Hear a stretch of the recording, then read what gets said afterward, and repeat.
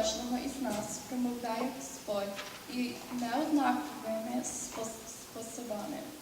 Не тільки страх переживали Ілія, Єремія і Мойсей, але Бог через їхні переживання показав мені позитивні наслідки страху. Бо людина має навик і віру тікати до Бога і шукати захисту. Ворог думає, що страх знищить нас, але насправді це тільки швидша дорога до Бога.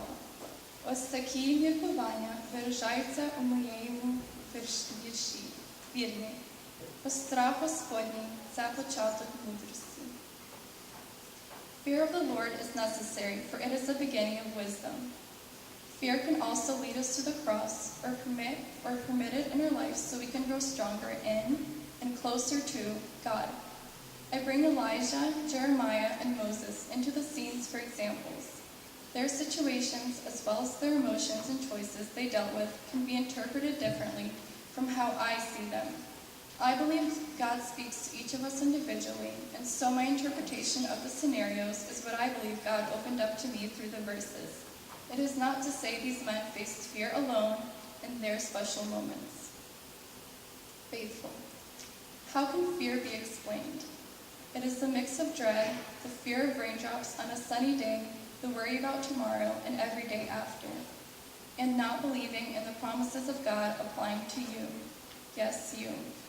It is the uncertainty, the force holding us back, terrifying us of failure, and leading us to confusion, despair, abandonment of our foundation. Above all, it is an arrow used by the evil one, gnaws, crushes, and restrains. But Christians aren't supposed to encounter fear. Yet Elijah fled to the desert, feeling betrayed by God. He was the only one left, and a death threat echoing through his mind. The queen was going to kill the last Israelite who remained faithful to his Creator. Yet, when the Lord himself revealed to Jeremiah that he, the King of Kings, had set him apart to be a prophet, even before his conception, Jeremiah replied, I do not know how to speak. I am only a child. Yet, standing on holy ground, enveloped by God's presence, Moses questions God's calling. Who am I that I should go to Pharaoh and bring the Israelites out of Egypt? What if they do not believe me or listen to me and say, the Lord did not appear to you? Why did these men underestimate the plan and power of God? Why did they face moments of despair, unworthiness, doubt, and hesitation? The crossroad of giving in or giving it up to God. As Elijah sat under the tree, he prayed for the Lord to take him. He had had enough. Similarly, we feel overwhelmed, defeated in our moment of despair. We run to the source of hope, the source of life. We petition the heavens. Our Father is our lifeline because dilemmas encircle us and things we can't explain plague our world. Circumstances leave us exposed. We plead a God who has, in truth, never forsaken us. Somewhere in our thoughts, the future and its possibilities terrify us and limit our abilities, our realms of action. How do we know that God is with us, that he will be with us? How do we know that everything will fall into place in its own time, his time?